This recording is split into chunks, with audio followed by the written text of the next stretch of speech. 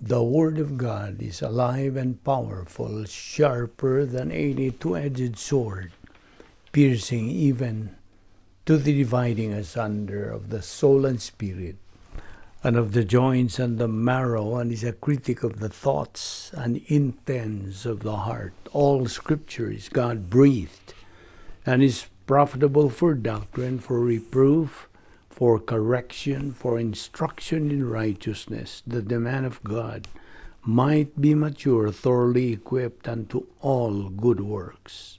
Study to show thyself approved unto God, a workman that needeth not to be ashamed, rightly dividing the word of truth.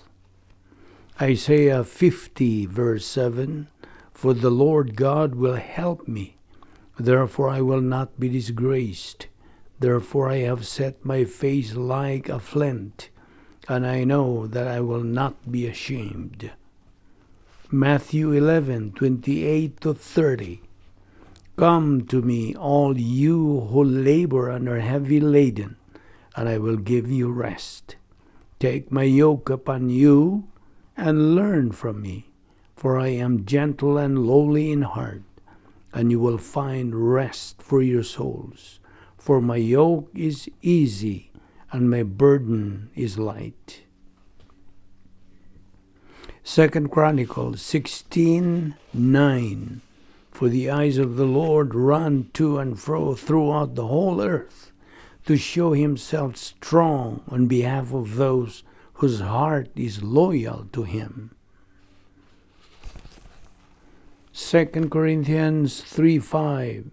Not that we are sufficient of ourselves to think of anything as being from ourselves, but our sufficiency is from God. 1 Corinthians 15:10-11. But by the grace of God I am what I am, and his grace toward me was not in vain, but I labored more abundantly than they all, yet not I, but the grace of God which was with me. Therefore, whether it was I or they, so we preached, and so you believed. 3 John 2, Beloved, I pray that you may prosper in all things and be in health, just as your soul prospers. Mark 9:23-24. Jesus said to him, If you can believe, all things are possible to him who believes. Immediately the father of the child cried out and said with tears, Lord, I believe. Help my unbelief. Isaiah 44:22. I have blotted out like a thick cloud your transgressions, and like a cloud your sins. Return to me, for I have redeemed you.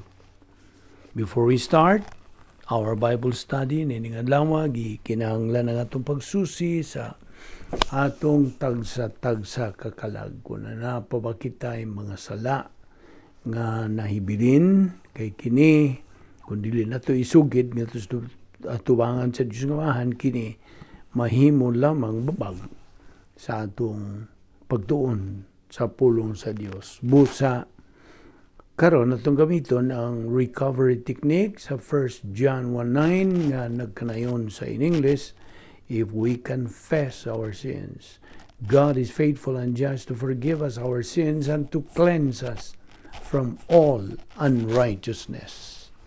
Now, for you unbeliever, the issue you're facing is not confession of your sins. It is using your free will. Aron ikaw makahimo sa labing menong danong desisyon nga imong mahimo sa tibuok mong kinabuhi, ang desisyon sa pagtuo kang Ginoong Hesukristo ingon nga imong personal nga manluluwas. Believe on the Lord Jesus Christ, and thou shalt be saved. Acts 16:31. Karon mag-ampo kita sa hilom, agi og pagsusi sa atong tagsa-tagsa ka kalag. Let us pray.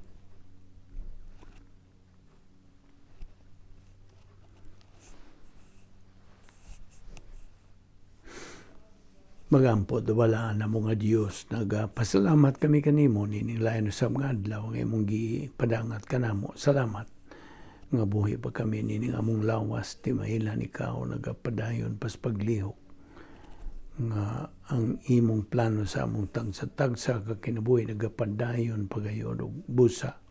Nagagad lamang kami sa imong grasya. Salamat sa imong pagdala kanamo sa makausapan ni Repita karon aron sa pagpadayon namo sa among pagpakaon sa among tagsa kakalag ingon nga imong mga anak. Pinagis pagtudlo kanamo sa balang Espiritu Santo, the only teacher of truth. Salamat ni ining maong higayon. Kining tanan among ipasalamatan sa ngalan ni Ginoong Hesukristo. Amen. Maayong adlaw sa tanan natong mga subscribers, atong mga higala, mga suki, nining atong ministry, Vic Balbido Evangelistic Ministry through the YouTube, kining atong pagtuon sa pulong sa Dios, grasya kining atong gipahimuslan. Okay? Wala kini labot ang relihiyon nining atong ministry. In fact, ato gayong susi ang unsay padayag diya sa balang kasulatan mao ni atong basihan sa tanan kay we are studying, learning, and of course after learning it we believe and we apply sa pulong sa Dios nganhi sa atong tagsa-tagsa ka kinabuhi. Agi kini usunod sa mando sa pulong sa Dios, grow in grace and in the knowledge of our Lord and Savior Jesus Christ. 2 Peter 3:18. Karon, ang atong paghisgutan, lain na sab nga pagtulunan, after salvation, what? Mao kini uluhan. Human ka maluwas, unsa may akong buhaton? Unsa may akong tumanon o sundon. Okay? Mao kini ang uluhan nining atong dugukan sa atong paghisgutan. Okay? Are you ready? Okay. Una sa tanan, kita nga mga magtutuo, sawa pa kita mahimong magtutuo, nakadungog kita sa mayong balita sa kaluwasan. Tumuo ka kang Ginoong Hesus o ikaw maluwas. Ugato ka ng gituuhan na atong gidawat, misanong kita niya na sa positibo nato nga kabubuton o kita mituo kang Ginoong Hesukristo. And that was the most important step that we have made in our life. Kay niyadtong higayuna nga mituo kita kang Kristo, na sud kita dayon sa plano sa Dios. Umikan kay kita nadugtong naman sa Dios, pinagi sa atong pagtuo kang Kristo, kay kita na bautismuhan sa Espiritu Santo. Mao kadtong nakapahiusa ka nato kang Ginoong Hesukristo. That was the permanent relationship. Once saved, always saved. Mao kanay baruganan sa atong ministry, the doctrine of eternal security. God is not an Indian giver. No. What He gives, dili na niya tangtango, dili niya bakwion, dili na bawion. Okay? Mo kanay atong baruganan. Once saved, always saved. Busa, kay luwas naman kita, o kita na, ibaw nag-unsay, nagpangitabo. Niyantog yung higayon na mihimo kita labing maynong danong desisyon sa pagtuo kang Ginoong Hesukristo ang atong manluluwas. Kita nadugtong kang Kristo hangtod sa hangtod. Pinagis pagbautismo sa Espiritu Santo. Kita nahimo ng mga anak sa Dios. Automatic kita nga nasakop na sa harianong panimalay sa Dios. Gisuluban na kita sa pagkamatarong sa Dios. Dili na kita hinukman, kundi na matarong na sa tubangan sa Dios. Gawas pa kita gisuluban sa pagkamatarong o kanang nahimo na kita nga tagalangit. Okay? Dili na taga dinhi ning kalibutan na nga itong ipuyan, kundi tagalangit. Automatic. So, gawas pa niya na nahimo kitang bag-ong binuhat. We were born again, o gawas pa kita ang atungan gisuwat na dayon dito sa Lamb's Book of Eternal Life, o kita nahimo ng mga magtotoo, luwas, o nga nakasud na dayon kita sa plano sa Dios. We immediately, automatically entered into the plan of God. O sa akong giingon nimo, di padugay nga, ang atungan gisuwat na dito sa Lamb's Book of Eternal Life, kana timailan nga kita tagalangit na. O kalifikado na kitang mga puyo uban sa Dios dito sa eternidad hangtod sa wala na katapusan. O gawas pa niya na kita mga lungsrano na sa langit.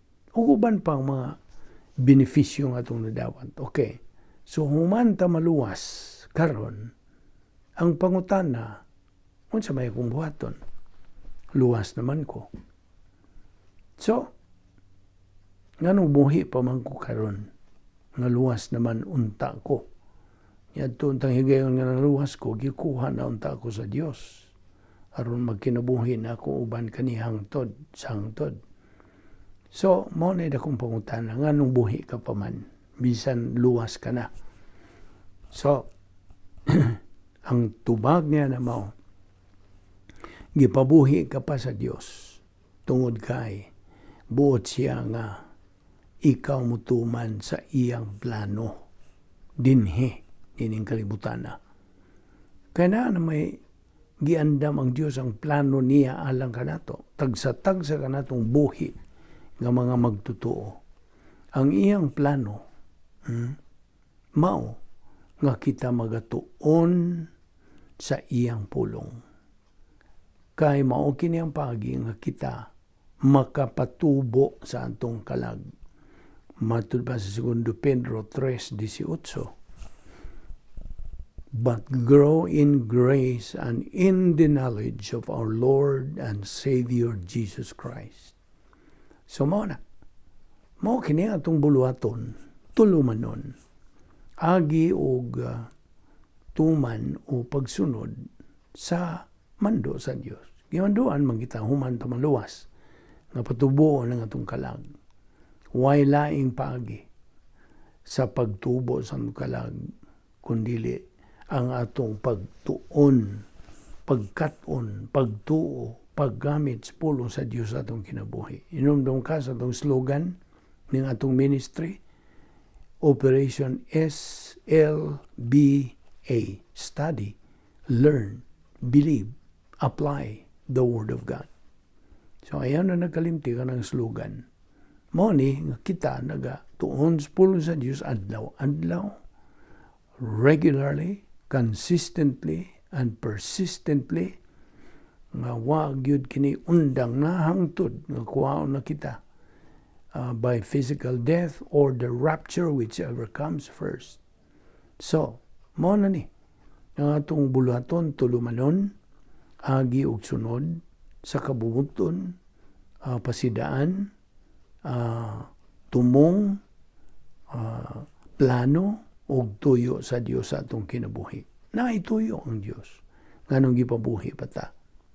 So, ikaw nga dili pa magtotoo, wala ka pa makadawat sa kaluwasan, gipabuhi ka pa sa Dios. Kaya daghang mangutanan nini, anong buhi pa man ko? Gipabuhi ka pa sa Dios, bisan dili ka pa magtotoo, aron sa ingon niya makadungog kas may balita sa kaluwasan, tumuo ka kang Kristo aron ikaw maluwas, o buot sa Dios na ikaw maluwas, pinagis pagsanong in a positive way, pagdawat niya ng maong tugon, mando, o agda sa Dios. Ang atong pagtuo kang Kristo nga atong manluluwas. aron kita maluwas. Ug busa gipabuhi ka pa aron ka maluwas. Apan ikaw nga magtutuo na, gipabuhi ka pa aron ikaw makatuon, makatubo sa pulong sa Dios. Okay. That is to answer the very question, after salvation, what? Now, what is the Christian's purpose on earth? Unsa man gyud ang tuyo sa usa ka Kristohanon dinhi sa kalibutan? Ang matang magtutuo ni Ginoong Hesukristo, angay mangutana gyud siyang kaugalingon niining maong pangutana.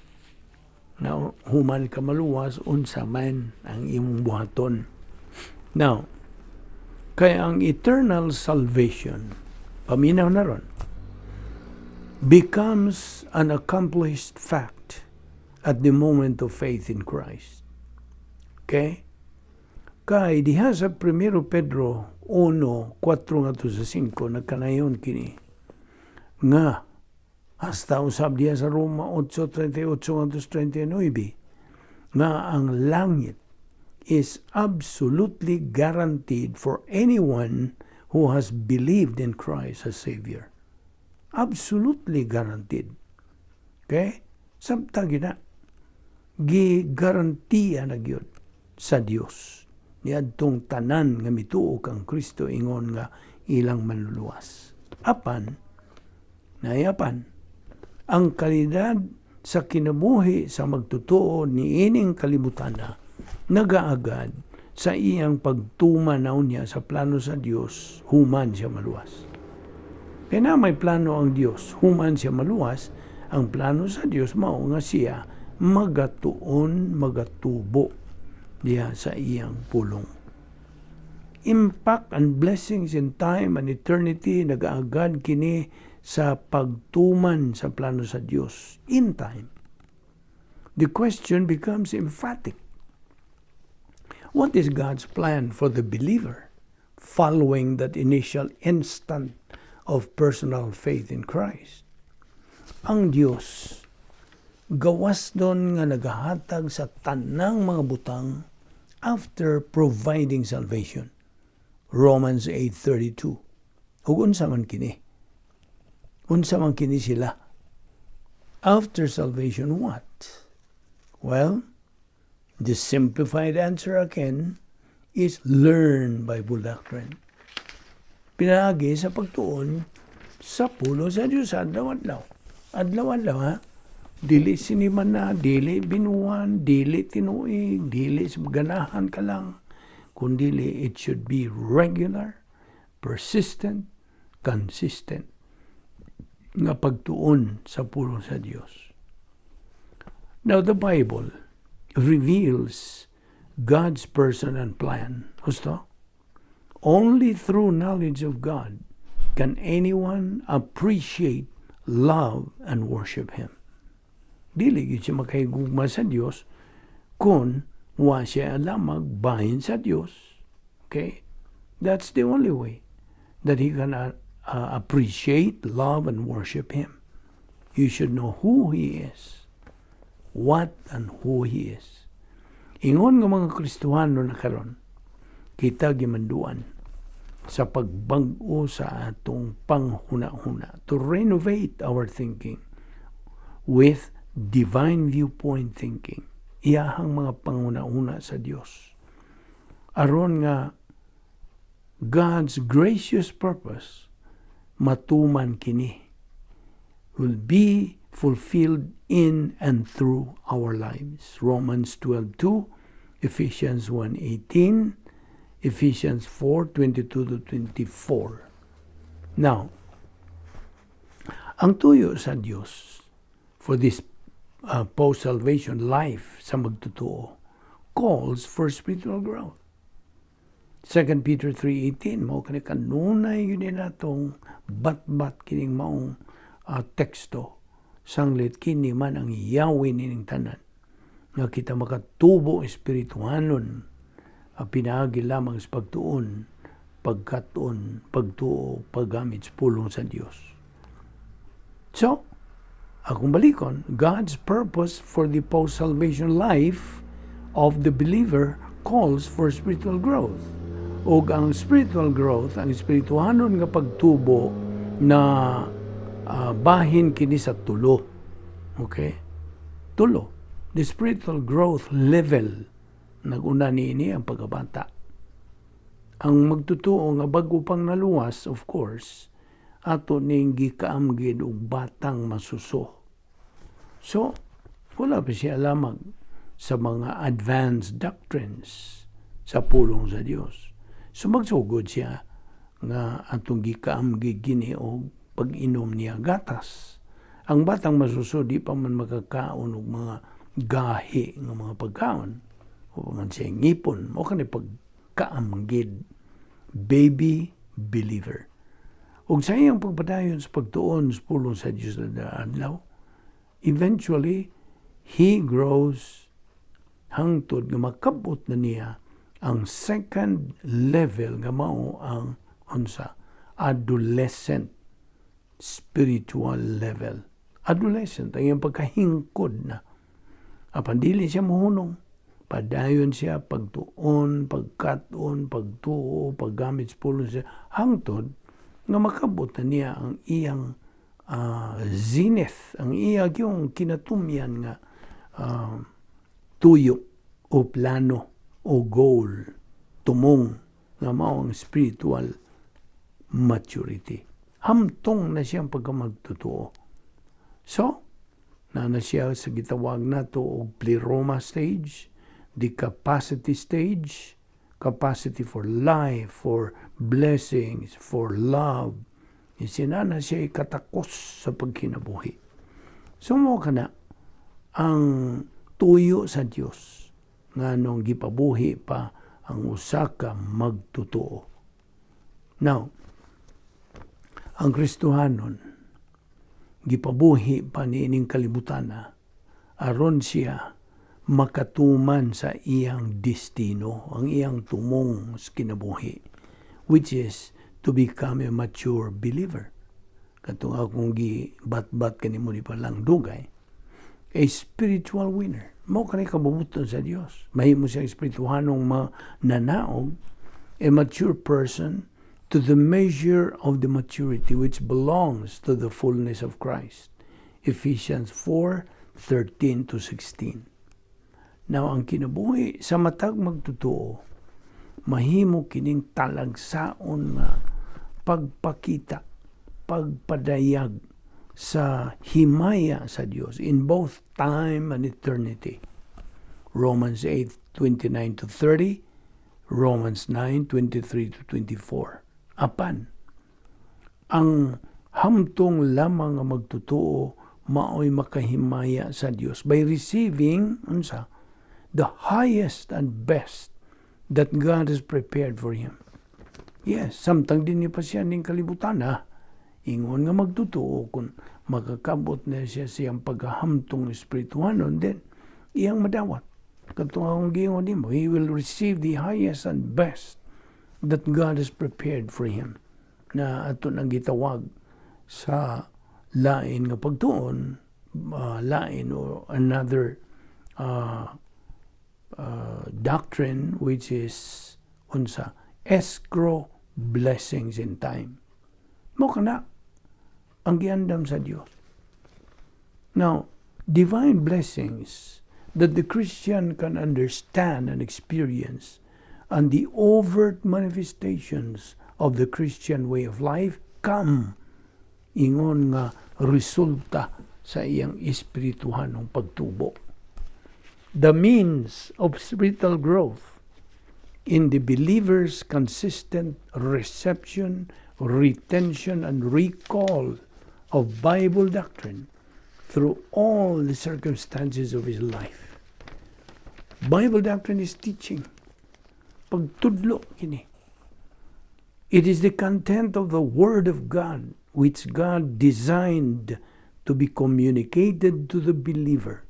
Aron sa ingon niana, kini mahimo nga sukdanan sa iyang pangunahuna.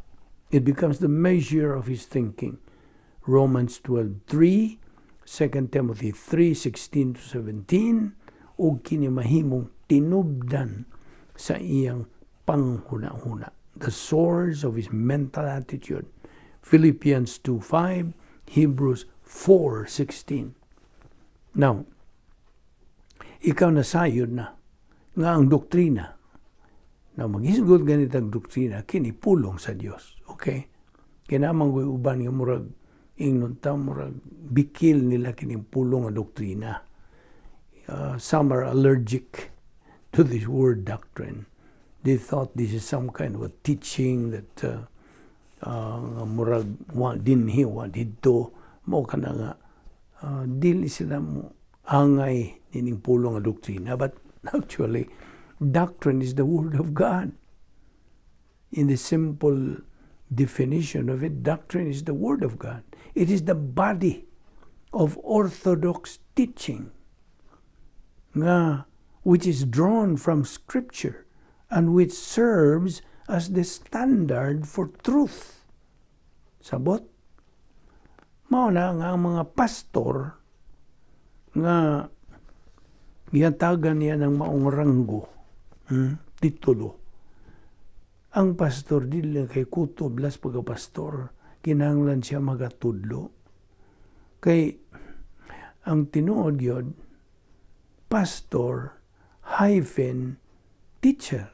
Pastor, teacher, di yun na ni mo mabuwag ka na. They go together. A pastor must teach. You see? That's why it's pastor teachers. Kaya kini, this is a spiritual gift for teaching Bible doctrine to their congregations. Ephesians 4:8. Ephesians 4:8 o Ephesians 4:11-13. Now, kayang pastor God, pastor magtutublo, ha? Kini siya giyatagag tahas sa tubangan sa Dios to diligently study the Bible. Tun-an gyud niya ang Biblia diligently in order to accurately, bantay, underline the word, to accurately handle the word of truth. 2 Timothy 2:15. Kanunay ka na itong gibatbat sa di pa ta magtuon sa pulong sa Dios. Kay, mao kini ang atong danan sa pastor, magatudlo. His number one responsibility is to study and teach. Study and teach. Study and teach. Magtuon, unya itudlo. Ngadto siyang kongregasyon. Now, of course, doctrine is determined by exegeting the scriptures in the original languages. Kinahanglan. Apan kini nga itong ministry, igo lang kita nga nagaunsa, dawat niya itong gikuy-kuy na gyud, gisusi, gisutang, unsa, thoroughly kanang studied gyud sa mga Bible scholars. Igo lang kitang nagadawat ni re-echo nining tanan nga ilang kinugihan sa pagtuon sa pulong sa Dios. So we have to exegete the scriptures in their original languages. Exegete means nga imong tun-an ang pulong sa Dios nga base sa original nga mga pulong nga gigamit. Okay? And then interpreting the text in its historical context. Mao kana exegesis ang kadtong pagtuon sa Dios based on the original languages. Okay? O interpreting the text in its historical context in terms of its author. Nga intent niya ng maong author and its original audience, as well as in light of the times and places in which it was written. Unya, ang pagtandi all pertinent passages in categorizing biblical subjects. Now, unsa man ka manungdanon gyud ang Biblia. ang pagtulunan sa Biblia, ang sige tawag nato sa English, Bible doctrine. The importance of Bible doctrine can hardly be overestimated. Now, why does God go so far as to magnify His Word above His person? Salmo 138, versikulo 2. Ang iyang pulong, ang pulong sa Diyos, nagapadayag sa iyang kinaiya. Okay? It reveals His nature and essence. Only the Scriptures allow us to glimpse God's absolute character and to love the revealed member of the Godhead. Kinsa ang revealed member? Si Ginoong Hesukristo. Juan 1:18. Kaya ang pulong God sa Dios, ang Biblia, Bible doctrine, gitawag kini og huna ni Kristo. 1 Corinthians 2:16. It is absolute truth. Okay? The very thinking of the Lord Jesus Christ. Philippians 2:5. Although wa kita makakita kaniya through our naked eyes, we love Him. You see? Yan sa 1 Pedro 1:8 kana. Though we have not seen Him, we love Him. When we learn who and what He is and begin to share His frame of reference. Now, timan ini, ang atong pagsabot sa pulong sa Dios, mao kini ang gamot sa tanan nga mga bertud nga Kristohanon. It is the root of all Christian virtues. Transformation of the believer's life may tabo lamang on the inside, sa sulod, in the inner person, in the soul. Yes, kalag. Romans 12:2. Ang kamahinungdanon sa pagkamalahutayon o pagkamasigihon sa intake and application of Bible doctrine, kini mao'y makapadako, kanang ugmad. It enlarges his capacities for life, for love, for service, for blessings, for happiness. 2 Corinthians 9:7-8. Now, kining gitawag og greater grace sa Dios. Kanang magalukop na. Okay? Magalukop sa magtutuo nga hamtong na ngadto sa greater capacities to all the fullness of God. James 4:6, Ephesians 3:19. Now, in so blessing the believer, God is glorified. Mahimaya ang Diyos niya na. Kay iya manggib panalanginan ang maong magtutuo karon hamtong na nga magtutuo. Ephesians 1:3. Ug samtang ang pulong sa Dios is so vitally important, ang magtutuo nang inahanglan sa pagsabot an essential fact about the Word of God. O mao na nga kita karon nga mga magtutuo na gipahinumduman, kanunay gito pahinumduman sa pulong sa Dios nga pagbantay sa imo karon nga baruganan.